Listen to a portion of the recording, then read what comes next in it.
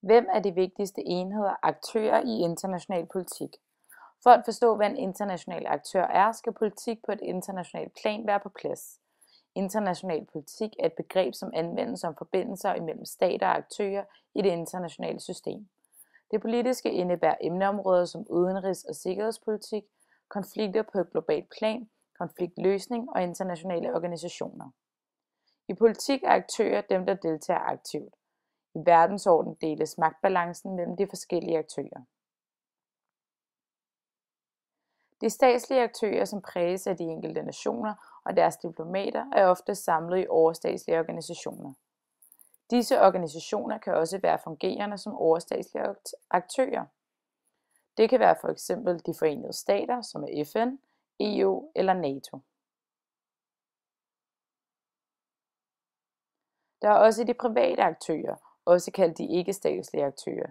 Det er blandt andet nødhjælpsorganisationer som Røde Kors, private firmaer, som kan være Mærsk eller olieselskaber, modstandsbevægelser som f.eks. modstandsbevægelsen i Syrien mod Assad-styret og terrororganisationer som Al-Qaida.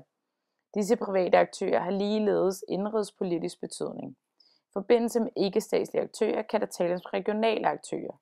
Region betyder område eller distrikt. Det kan for eksempel være regionale aktører i form af borgere inden for EU, der agerer måske i forbindelse med et tiltag fra EU's side. Det kan også være borgere, der laver en politisk modstandsgruppe mod en styre eller en borgmester. BRICS-landene er navnet for en gruppe lande. Det er Brasilien, Rusland, Indien, Kina og Sydafrika, som i de sidste årtier har haft en enorm økonomisk vækst. Især Kina har ændret markant på magtforholdet i international politik og økonomi. Kinas økonomi er større end alle de andre medlemmers tilsammen. Landene er bundet sammen af fælles interesser. Når BRICS-landene holder møder, udsender de erklæringer med skarp kritik af Vesten og ønsker USA's indflydelse mindsket.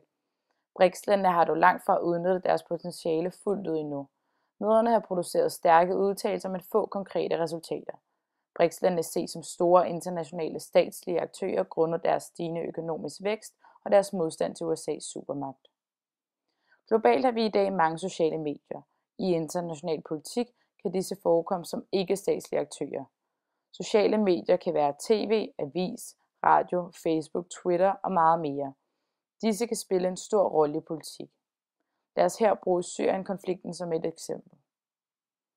Assad mener, at USA brugte beviser som fotos, videoer og artikler, altså benyttelse af medier, til at påvise Assads brug af kemiske våben. I denne case får de sociale medier pludselig en vigtig rolle. Medierne er dem, der blandt andet har fremført film, f.eks. på Facebook, billeder i avisen og skrevet diverse om de kemiske våben. Ved fremvisning i offentligheden gør det også USA's regering opmærksom på det, og dermed har de sociale medier haft sin indflydelse på regeringsaktioner efterfølgende. De har altså været internationale aktører, og ikke mindst har de også vundet en vis form for magt i form af, at de bliver benyttet af statslige aktører. I international politik kan der snakkes om to forskellige skoler. Der henvises til, når man taler om samarbejde på tværs af staterne. Den engelske realistiske skole og den idealistiske skole. Den engelske skole kalder samarbejdet mellem stater et modent anarki. Det vil sige, at staterne har autonomi og er dermed de vigtigste aktører, men de indgår i forskellige samarbejdsrelationer. Den engelske skole er hermed tilhængere af statslige aktører. Den idealistiske skole mener, at det primært er staterne, som forekommer som vigtige aktører, men at de internationale organismer, f.eks. FN og EU, får større betydning. Til sidst er det store spørgsmål, hvem af de nævnte aktører, der er vigtigst, og hvilken skole, der har den mest holdbare teori. For det første vil statslige aktører formentlig altid have mest praktisk magt i international politik, stillet op imod overstatslige aktører. Dette er grundet, at der i FN sidder 5 stormagter på permanent sæde i besiddelse af en vetoret. Deres forskellighed kan være grund til, at det ofte er meget svært at nå til enighed, især i forbindelse med militære aktioner. Dette svækker FN som en overstatslig aktør.